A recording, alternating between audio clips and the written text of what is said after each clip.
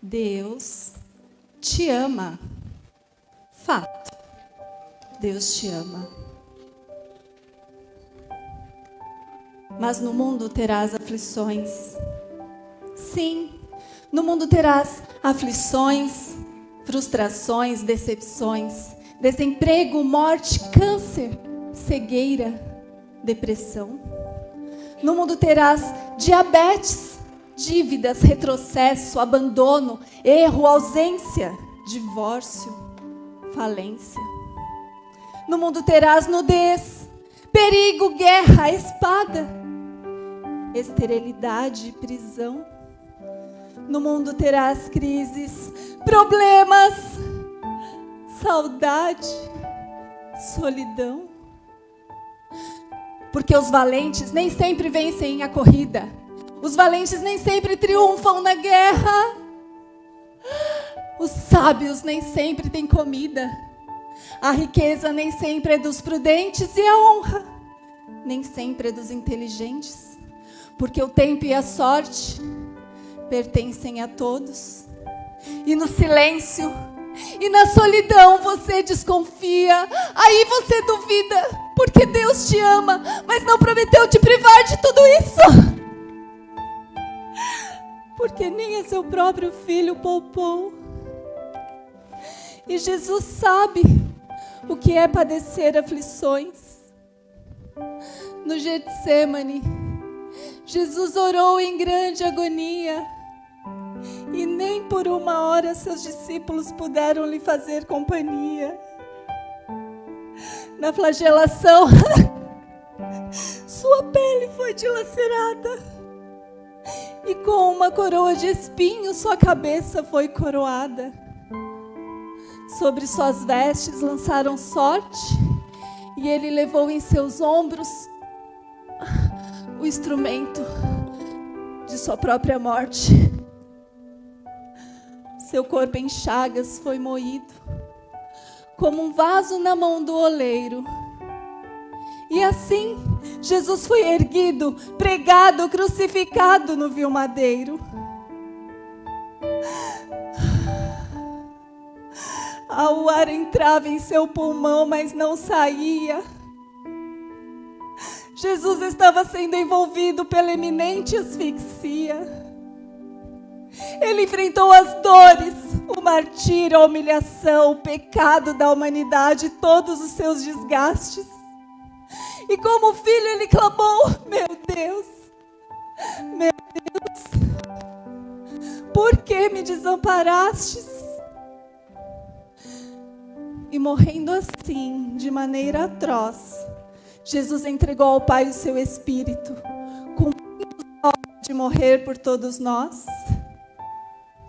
Apenas um grande amor é capaz de uma grande entrega.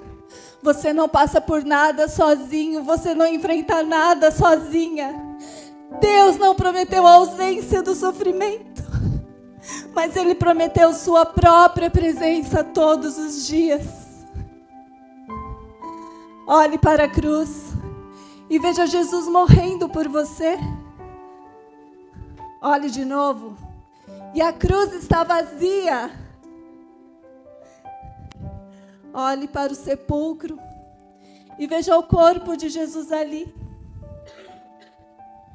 Olhe de novo, e o túmulo está vazio porque Ele ressuscitou.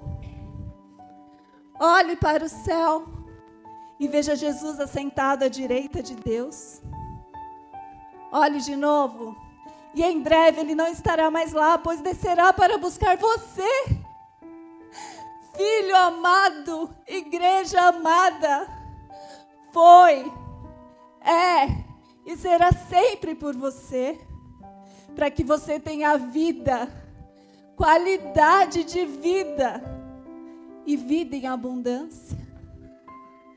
Tudo isso porque Deus te ama e você pode confiar no amor que Deus tem por você. Amém.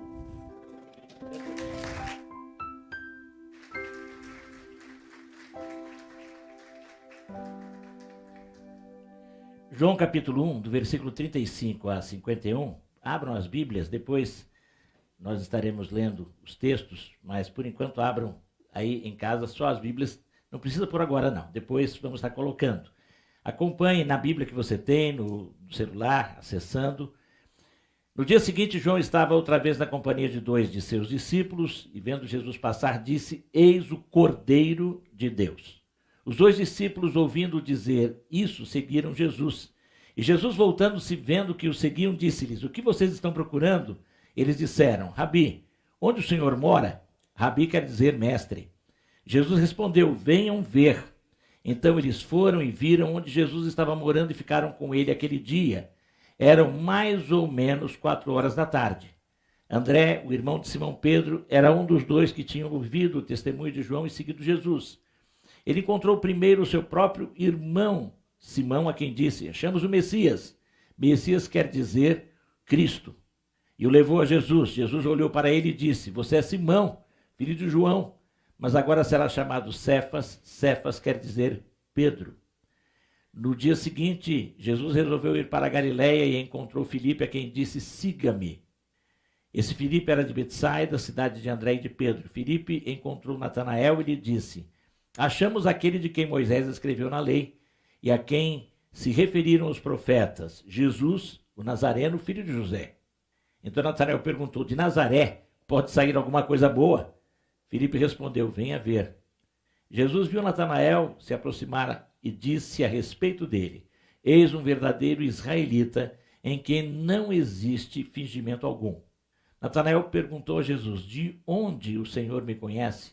Jesus respondeu: Antes de Filipe chamá-lo, eu já tinha visto você debaixo da figueira. Então Natanael exclamou: Mestre, o Senhor é o Filho de Deus? O Senhor é o Rei de Israel? Ao que Jesus lhe respondeu: Você crê porque eu disse que tinha visto você debaixo da figueira, pois você verá coisas maiores do que estas. E acrescentou: em verdade lhes digo que vocês verão o céu aberto e os anjos de Deus subindo e descendo sobre o Filho do Homem. No dia seguinte, João estava outra vez na companhia de 2 de seus discípulos e, vendo Jesus passar, disse: Eis o Cordeiro de Deus. Discípulos do Cordeiro de Deus. Pai querido, obrigado por tua palavra que é viva e eficaz, que ela torne-se clara para cada um neste momento, que o Senhor continue a nos falar, como já nos tem falado aqui, através das canções, através do monólogo, e sei que continuarás a nos falar na exposição da palavra, na celebração que teremos também.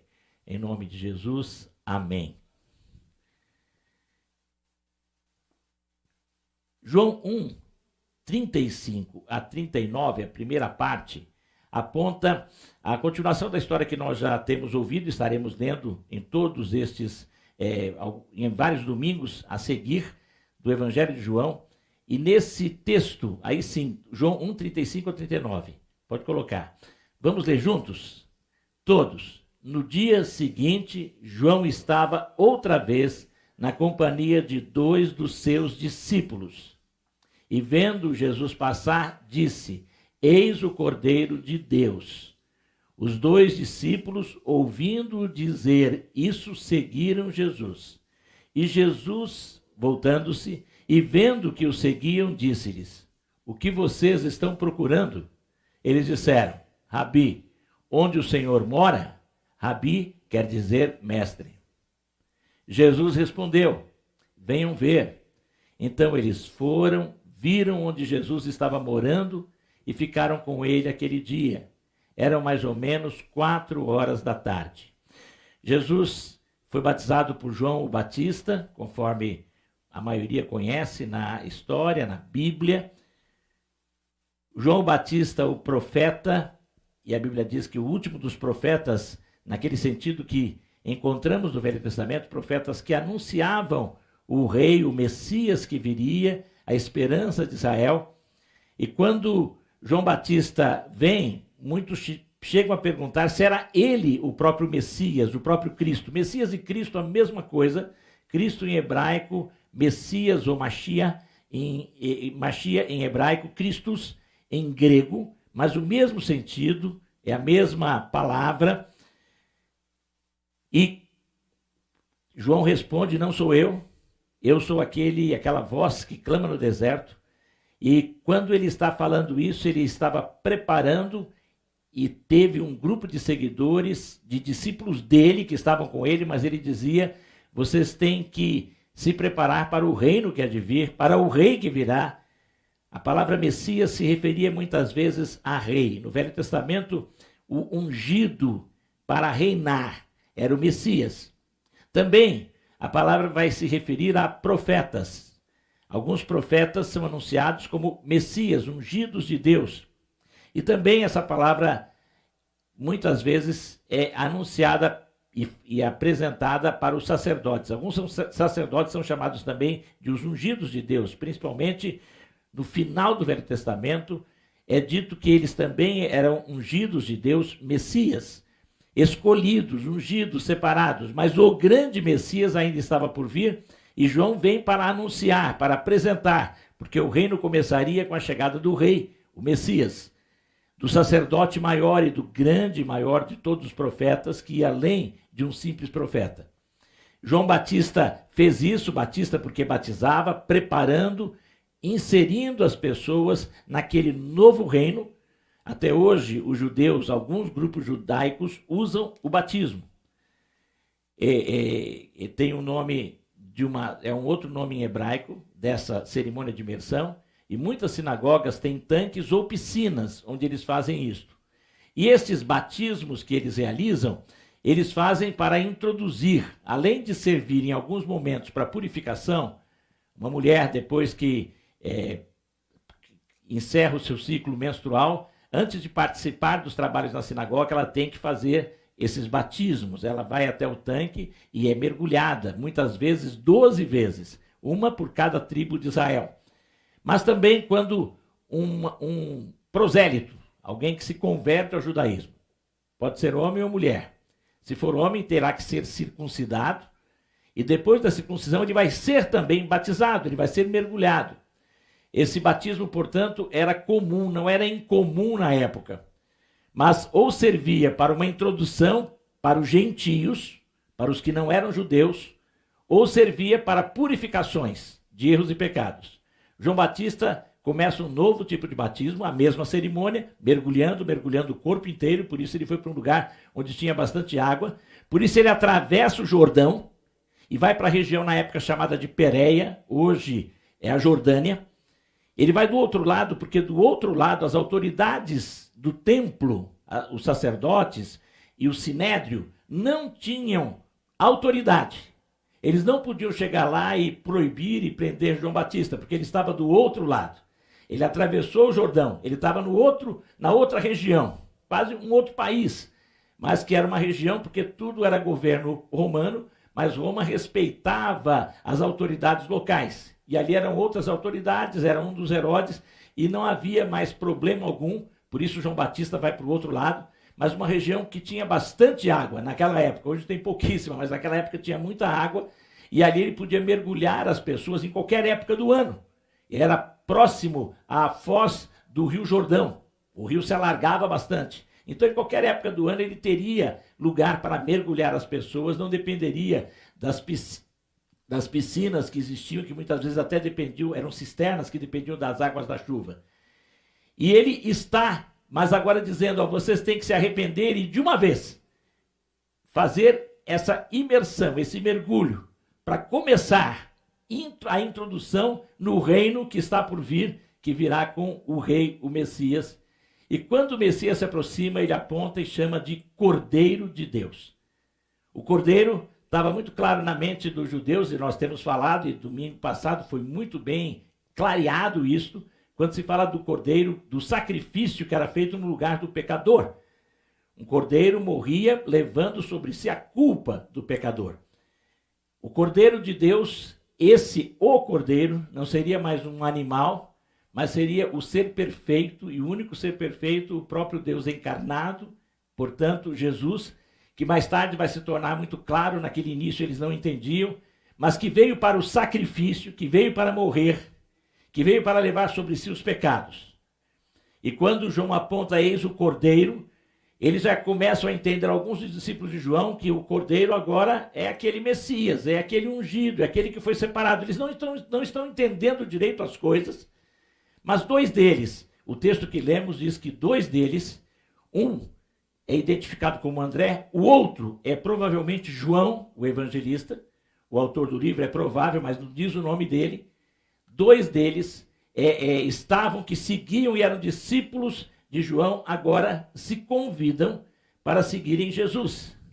Eles se aproximam de Jesus, eles querem seguir Jesus, e eles vão sem saber como falar, e quando Jesus percebe, o que vocês estão procurando?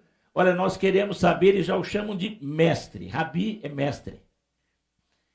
Jesus Cristo já estava falando algumas coisas e fazendo algumas coisas. João Batista, o grande profeta, já tinha apontado para ele, então eles sabem que aquele homem tem algo a mais, e é um mestre, é um rabi. Eram muito comuns os mestres em Israel. Líderes que tinham grupos que o seguiam, pregadores. E alguns deles eram pregadores itinerantes e tinham seus seguidores. Então não era incomum isso, e eles se voltam e falam, mestre, rabi, nós queremos saber, onde é que o senhor está parando? A Bíblia não diz para onde foi, não diz aqui o endereço. Talvez até Jesus estivesse numa tenda, era muito comum, e naquela época, quando tinham eventos assim, era como algo parecido com um grande camping. Eles faziam barraquinhas, faziam tendas, muitas vezes de lona, de pele, lona não tinha, de pele de animais, e outras vezes com ramos. Ou procuravam uma sombra e punham ali. Não tinha muito problema de chuvas nessa época do ano, não haveriam raios, e eles poderiam ficar perto de uma árvore, às vezes ao relento, num canto especial, às vezes numa pequena casa. Provavelmente Jesus estava ou debaixo de alguma árvore, ou de alguma pequena barraca que ele montou, com ramos provavelmente. Ele estava ali e ele fala, tudo bem. Quando alguém quer seguir Jesus, ele recebe do jeito que está. As coisas que têm que acontecer, acontecerão depois. Sempre que alguém segue Jesus, tem mudanças a serem feitas. Mas tem que começar como está.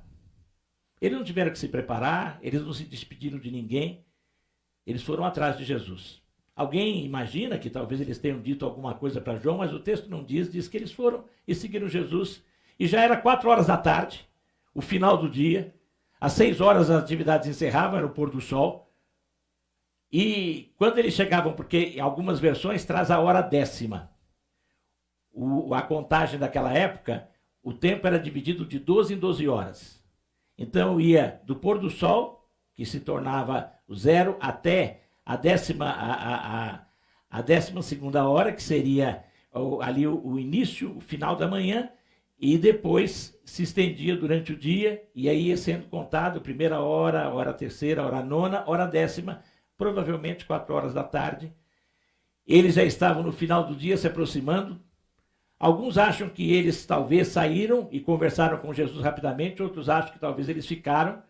Era comum levar alguma coisa, sempre ter uma sacolinha, um embornal na época, e algum pão, algum líquido que eles poderiam partir ali, uma refeição singela, e foram conversar com Jesus. Seguir Jesus é seguir o Cordeiro de Deus. É saber que ele veio para ser o sacrifício. Ele é ungido, mas veio para morrer na cruz. Eles não entendiam muito bem, porque ainda havia na mente de muitos que o Messias seria o rei vitorioso. E Jesus vai mostrar no decorrer do discipulado que o Messias é o rei sofredor, que é vitorioso, mas a vitória passa pela cruz. Seguir Jesus é seguir o Cordeiro, aquele que vai para a cruz. Seguir Jesus é seguir a cruz. E isso eles foram, mesmo sem saber, foram sem compreender tudo, mas foram. Jesus está aí e muitas pessoas querem segui-lo. Você tem que vir como você está. E à medida que você vai seguindo, as coisas estarão sendo esclarecidas para você. Nós todos estamos nesse caminhar, seguindo Jesus o Cordeiro. Eu creio que a grande maioria dos que aqui estão, e até daqueles que participam à distância, fazem isto.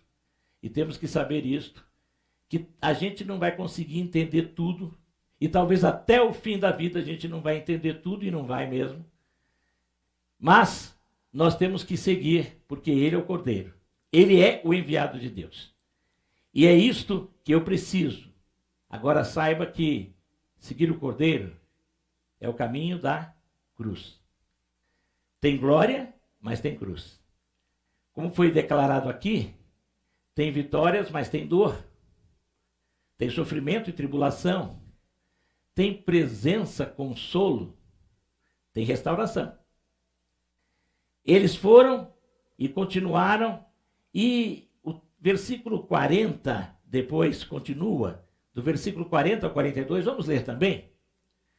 André, o irmão de Simão Pedro, era um dos dois que tinham ouvido o testemunho de João e seguido Jesus. Ele encontrou primeiro o seu próprio irmão Simão, a quem disse: achamos o Messias. Messias quer dizer Cristo. E o levou a Jesus. E Jesus olhou para ele e disse: você é Simão, filho de João, mas agora será chamado Cefas. Cefas quer dizer Pedro. Cefas quer dizer Pedro na língua aramaica, Kefas, que era a língua comum, era a língua em que eles falavam naquela época. Era uma mistura, era um dialeto, uma mistura de vários idiomas chamados semitas. O árabe é um idioma, é uma língua semita, o hebraico é uma língua semita, como havia a língua assíria, até hoje alguns falam o Ashur, lá naquela região, que também são línguas semitas. Essa mistura de línguas fazia esse dialeto que vai ser chamado aramaico, que chega até a ter uma escrita. Originalmente, nos manuscritos mais antigos, há trechos do profeta Daniel escritos em aramaico. Já no final do período do cativeiro babilônico, o povo e os judeus que foram para a Babilônia começam a falar, e esse idioma começa a ser ensinado, um dialeto, mas que se torna até um idioma, o aramaico. Hoje, pouquíssimas pessoas falam. No norte da Síria, algumas pessoas ainda falam aramaico, mas muitas poucas pessoas. E Kefas é isso, é pedra ou rocha. Ela vai ser depois transliterada ou traduzida para o grego como Petrus, ou Pedro. Por isso que nós falamos Pedro é pedra, é rocha. Ele era Simão. Discípulos do Cordeiro de Deus vão ter um convite, né, revelador, porque André, aquele que já é discípulo, já começa a chamar outros discípulos. Aqui está um dos papéis do discípulo. O discípulo convida discípulos. O discípulo chama discípulos. Jesus vai chamar alguns diretamente, mas aqui é o primeiro caso de alguém que vai chamar o outro para seguir. Olha só, Simão. Achamos o Messias. Messias quer dizer Cristo. Ele recebe um convite revelador. Você vem e você vai encontrar aquele que é o prometido. Aquele que nós procuramos com João Batista, mas ele mesmo disse que não era. Mas ele anunciou quem seria. E agora você vai poder vir junto. Então, você vai ter essa possibilidade de encontrar o Messias. Venha para junto do Messias. E quando esse convite é feito, o convite que é encantador, ele passa a ser esse convite que é um convite que revela, ele vai levar a um encontro que transforma, um encontro transformador. Porque o encontro transformador é o primeiro aspecto do encontro de Jesus com Simão. Simão, um nome que era homenagem a um dos patriarcas. Agora, aquele que homenageava um dos patriarcas vai se tornar um dos líderes da igreja, um dos esteios da igreja que vai começar, daquilo que vai ser o que vai trazer a mensagem do reino nos dias de hoje, a igreja, que fica no lugar de Israel no tempo em que estamos, anunciando e proclamando o Messias e a luz dele para o mundo inteiro. E esse homem, simples pescador, agora tem uma transformação que começa no seu nome.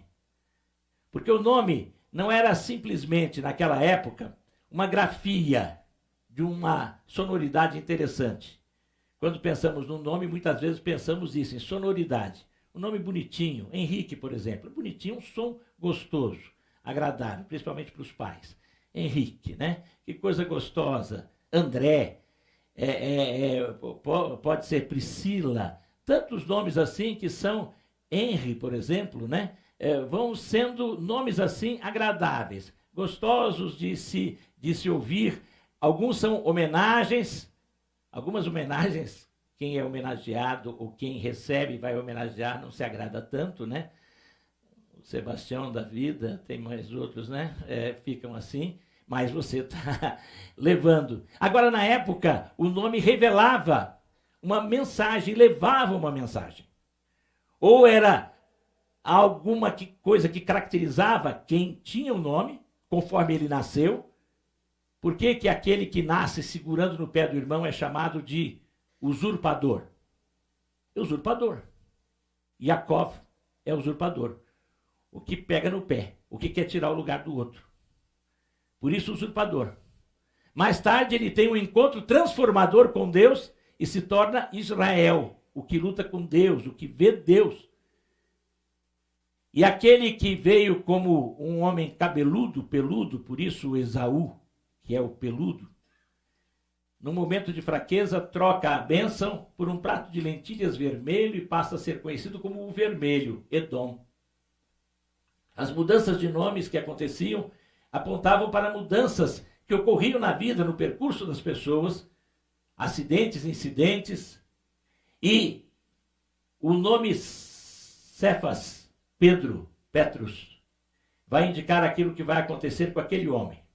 O encontro com Jesus, o encontro com o Cordeiro e o ser discípulo do Cordeiro, normalmente vai motivar você a convidar outros. E quem vai ao encontro e se torna discípulo do Cordeiro, vai ter transformação. Você vai para Jesus, por isso que nós temos que ir como estamos e temos que ter transformação. E se não está acontecendo transformação, está havendo alguma falha nesse encontro e nesse seguidor e nesse caminhar com o Cordeiro de Deus.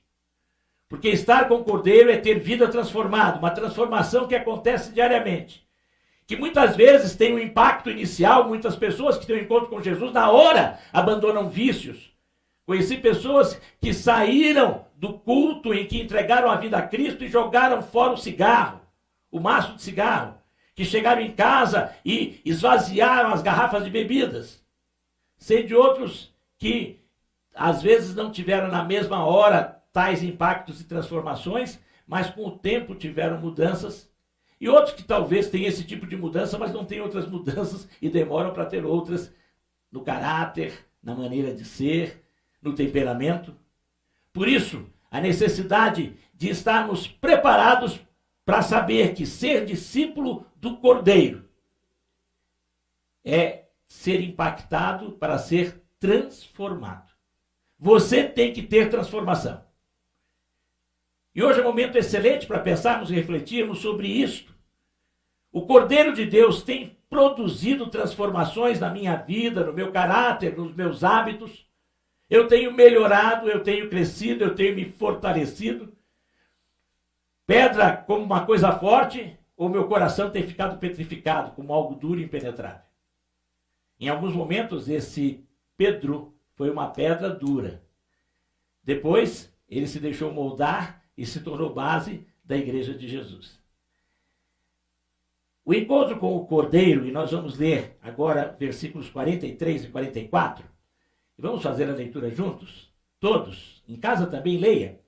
No dia seguinte, Jesus resolveu ir para a Galiléia e encontrou Filipe, a quem disse, siga-me. Esse Filipe era de Betsaida, cidade de André e de Pedro. E agora, Jesus começa a sua caminhada.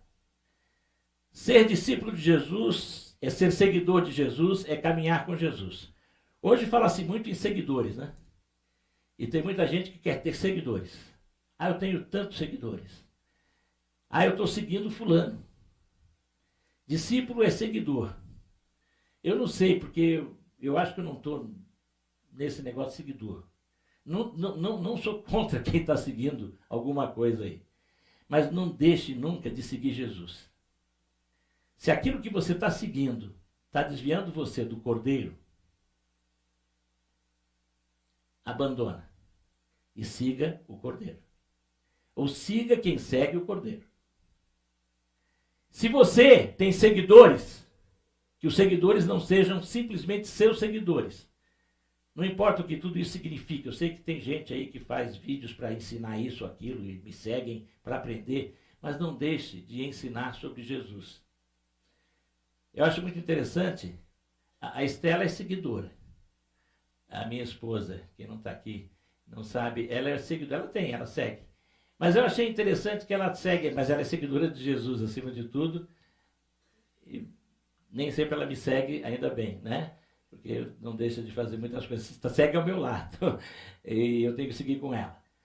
Mas ela segue um médico aí, uma pessoa interessante, e que ele um dia ele ensina sobre saúde, sobre coisas, mas um dia ele trouxe assim, no meio, não do nada, no meio do tudo que ele ensina, ele falou, se você não acredita em Deus, você sabe, se você não acredita que vai para o céu e que não existe céu, o que vai acontecer com você? Agora, se eu não acreditar, se eu acreditar que existe o céu e não existir o céu, o que vai acontecer comigo? E daí ele partiu para uma reflexão bíblica em que ele apresentou a salvação por Jesus. Eu achei muito interessante aquele mestre, vamos dizer assim, numa área que aponta para o Cordeiro. Então, não sei se você tem alguma coisa aí, algum dessas redes, né? Redes, assim? Essas redes aí. E se você tem seguidores, não deixe de levar esses seguidores seus a seguirem Jesus também. Você pode aproveitar qualquer coisa e falar do Cordeiro. Aponte para o Cordeiro. Foi o que André fez. E agora eles caminhando, esses seguidores caminhando. E seguir Jesus é caminhar com Jesus. Nem sempre no caminho que a gente quer. Eles estavam indo para Galileia, da onde eles tinham vindo. E eles estão voltando. Não sei se tinham planejado, mas Jesus é que dá a direção e eles vão juntos. São discípulos do Cordeiro, seguidores do Cordeiro, caminham com o Cordeiro e nós temos que caminhar com o Cordeiro. A vida com Jesus é uma vida dinâmica. Você não tem que ficar parado assistindo aula, você tem que caminhar, aprendendo no caminho. A vida é esse caminho. E assim eles foram caminhando e vão indo para Galileia e encontram um Filipe de Betsaida, cidade de André e de Pedro, provavelmente amigo, conhecido deles. E esse Filipe é um nome interessante. Filipe, se alguém tem Filipe, pensa nisso, né? O significado do nome, mas o importante é o som para nós, né? Filos, amigo, Hippos, cavalo. Filipos seria o original. Filipe, amigo dos cavalos. Que naquela época era alguém importante. Porque ter cavalos era riqueza. Talvez ele tivesse uma criação, os seus pais tivessem. É interessante que Betsaida era uma região onde tinham pessoas com muita influência grega. E esse Filipe, ele vai seguindo, ele vai caminhando junto com Jesus. A princípio, ele acha estranho, e vocês estão seguindo, ele recebe o convite de Jesus e segue Jesus. Siga-me e segue. Ele não faz muitas perguntas, mas ele tem provavelmente um amigo que é Natanael. E Natanael é que para ele anuncia esse Natanael. Vamos ver esse encontro, que coisa interessante, a partir do versículo 45, indo até o versículo 49. Leamos. Filipe encontrou Natanael e lhe disse: achamos aquele de quem Moisés escreveu na lei, e a quem se referiram os profetas, Jesus, o Nazareno, filho de José. Então Natanael perguntou: de Nazaré pode sair alguma coisa boa? Filipe respondeu: venha ver. Jesus viu Natanael se aproximar e disse a respeito dele: eis um verdadeiro israelita, em que não existe fingimento algum. Natanael perguntou a Jesus: de onde o Senhor me conhece?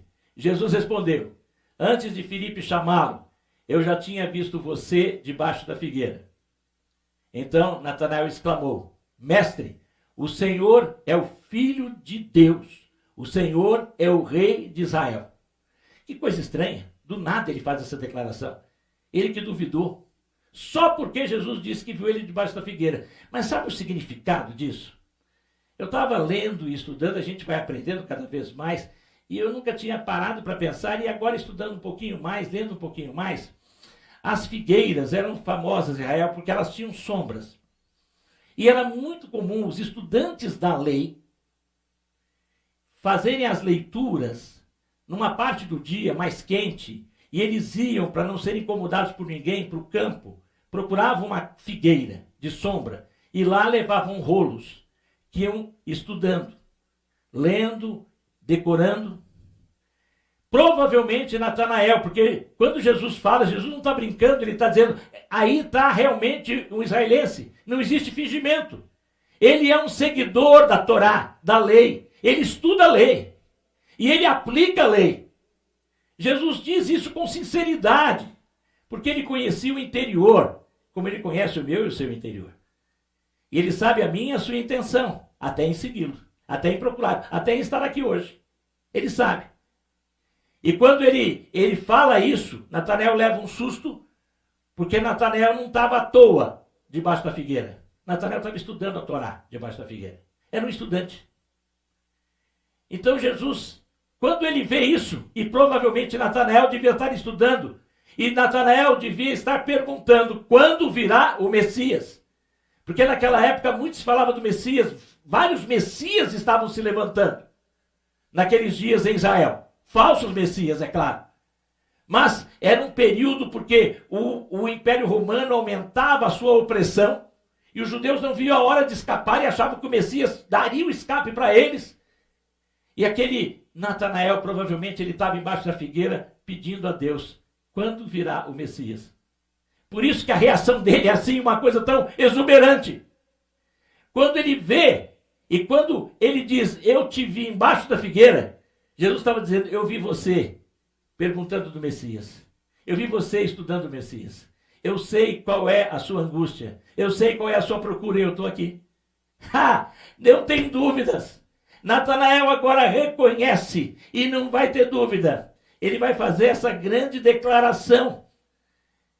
Mestre, o Senhor é o Filho de Deus. O Senhor é o Rei de Israel. O Senhor é o Messias. Eu encontrei. O Espírito de Deus é presente sempre, mas você tem que procurá-lo. Muitas pessoas participam de cultos e saem como entraram. Não por culpa do pregador, não por culpa do louvor, não por culpa do culto, mas por culpa do coração. Porque não vem procurar um encontro com o Cordeiro. Não vem procurar um encontro com o Senhor. Aquele homem procurava. Por isso, na hora que Jesus se apresenta, ele não tem dúvidas. Tu és o Rei de Israel. O Senhor respondeu à minha inquirição.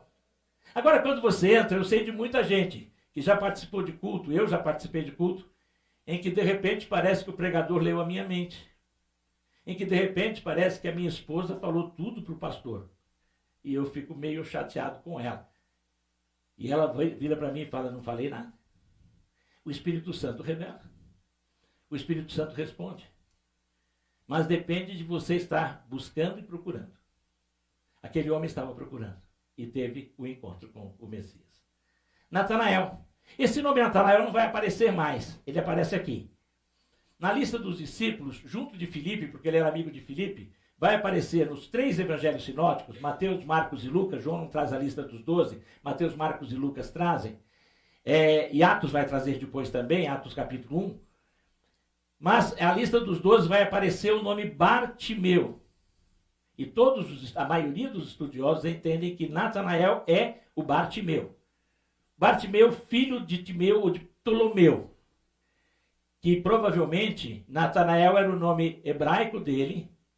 E Bartimeu tem uma ligação com Ptolomeu, que é uma ligação com gregos. Talvez tivesse alguma influência, não que fossem, mas tivesse alguma ligação na família. Mas esse homem mesmo com essas origens estranhas, ele tinha um coração sincero. E aí Jesus disse, esse é o verdadeiro israelita. Não tem fingimento. Ele me busca de verdade. E quando ele declarou que não existia e que não vem profeta de Nazaré, ele está certo. Nunca no Velho Testamento se falou de Nazaré. Nazaré só fica famosa e conhecida por causa de Jesus. Era uma vilazinha pequenininha, sumida, esquecida nos mapas.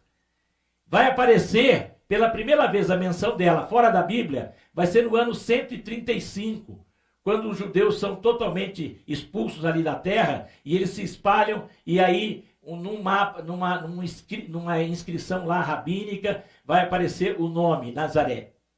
Mas não tinha. Então Jesus falou, ele ter dúvidas não tem problema. Se você tem dúvidas, não tem problema. O importante é você colocar essas dúvidas aos pés do Cordeiro. Você pode ter questionamentos, mas você não pode deixar de saber que os questionamentos têm que ser feitos a Ele. Jesus não traz ideologia nenhuma e nem filosofia alguma. O discípulo de Jesus tem que ser discípulo do Cordeiro. Aí, encerrando essa exposição, encerrando os versículos, os últimos 2 versículos que nós temos, 50 e 51, vamos lê-los mais uma vez. Ao que Jesus lhe respondeu, você crê, porque eu disse que tinha visto você debaixo da figueira, pois você verá coisas maiores do que estas. E acrescentou, em verdade lhes digo, que vocês verão o céu aberto, e os anjos de Deus subindo e descendo sobre o Filho do Homem. Sabe o que significa isso? O melhor está por vir. Hoje temos milagres, temos coisas, temos sofrimentos e aflições, mas o melhor está por vir. Veremos ainda os anjos subindo e descendo, a glória do Cordeiro. O Cordeiro. Por isso que muitos entendem que aquele discípulo cujo nome não aparece é o próprio João, porque ele no Apocalipse é quem mais vai falar do Cordeiro. Digno é o Cordeiro. E você tem sido digno do Cordeiro? Você que se diz discípulo do Cordeiro, discípulo de Jesus é discípulo do Cordeiro. Daqueles que se sacrificou por você. Você tem se sacrificado pelo Cordeiro?